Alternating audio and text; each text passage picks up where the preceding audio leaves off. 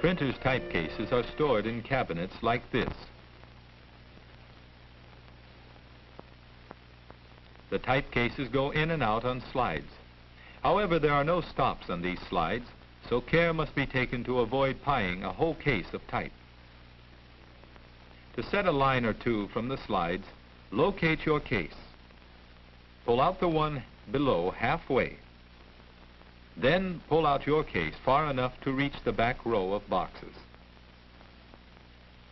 When finished, push both cases back gently.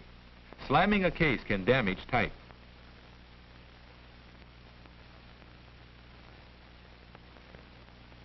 This is the proper way to take a case out of the cabinet. Even a heavy case can be balanced and controlled. Lift the case well up onto the bank, then down firmly against the toe board. Your instructor has shown you how to set your composing stick and how to put in a slug.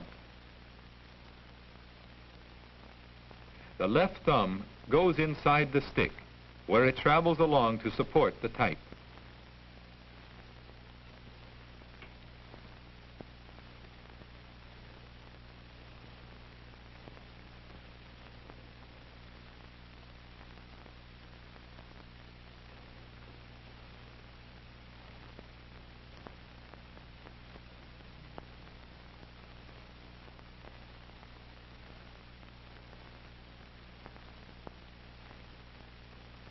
Type is always set upside down, from left to right.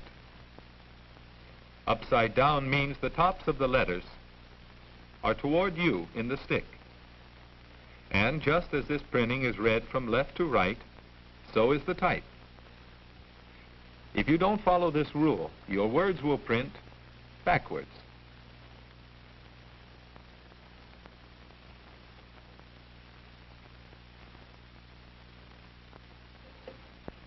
To make it easier for the camera to follow, this student will set a line of lowercase e's. The secret is to spot the nick and face of each type before picking it up. As you feed the type to the left thumb, you should be spotting the nick and face of the next piece of type.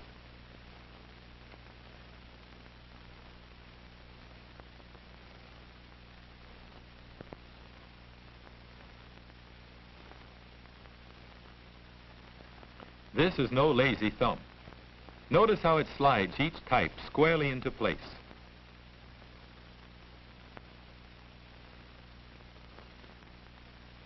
Concentrate on looking for the face and the nick as the type lies in the case.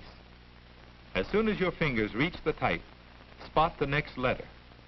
As the type is carried to the stick, turn the nick away and the face up. If you fail to spot the type correctly, you will have to look to turn it properly. Then it will take extra time to look for the next piece of type.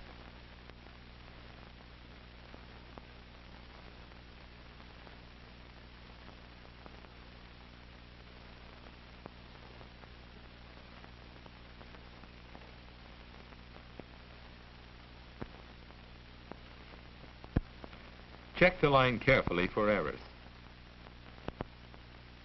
If you discover a wrong letter, push it out of line with the correct letter.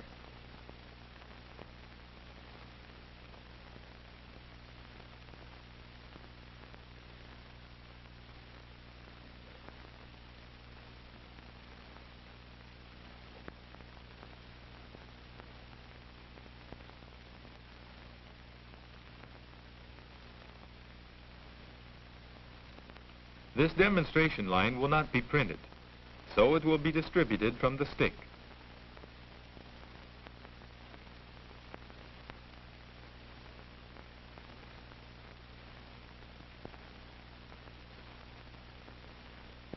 Later you will be shown how to distribute from your left hand.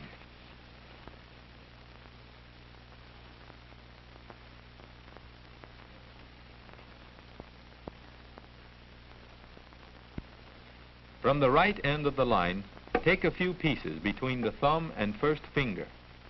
Then change to the thumb and middle finger, sliding the thumb down. Roll the thumb to separate the letters.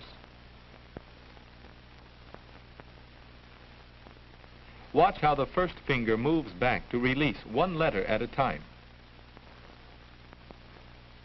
Tip your wrist to let the type trip gently over the middle finger.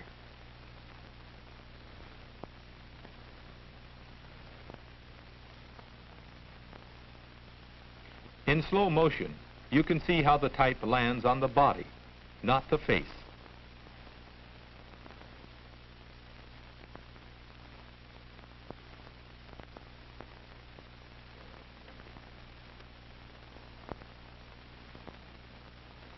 Your instructor may have you push the type sidewards instead of over the middle finger, but the idea is the same.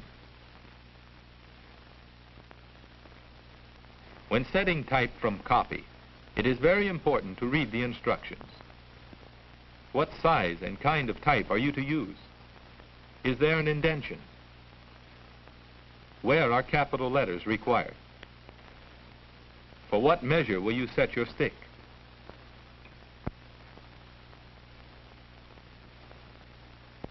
Notice the action of the left arm. Can you tell why it follows the right arm?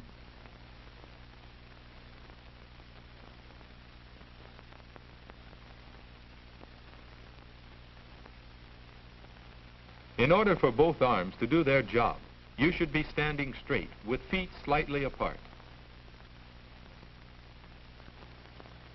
Your elbows should move freely.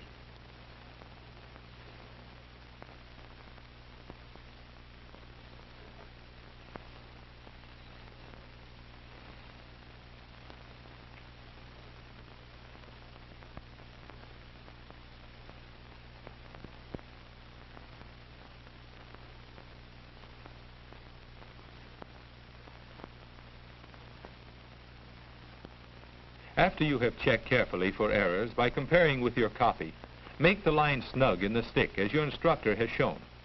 He will okay the first few lines you set.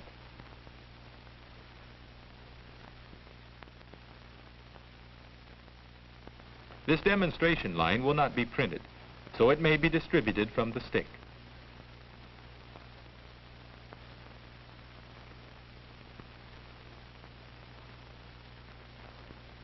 Lift out a word or two. Glance at the letters. Then spell the words back into the case. Can you tell why it is not necessary to look at each letter as it is distributed? On long words, you will find it easier to pick up only a syllable or two.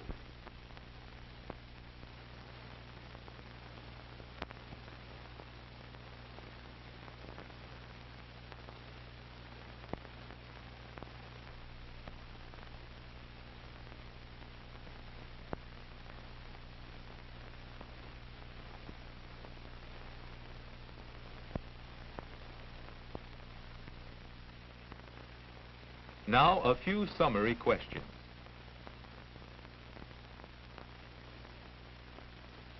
What are the two important jobs of the left thumb?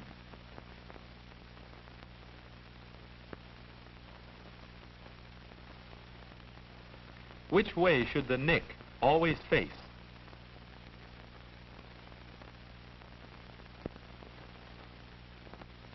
In which direction is type always set?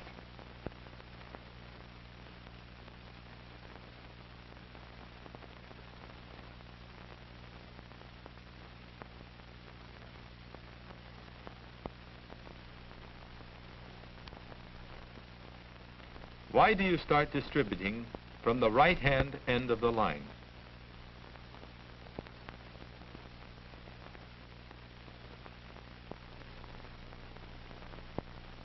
Working with type will feel awkward at first, but with good work habits and a little practice, you will soon be setting and distributing with accuracy and speed.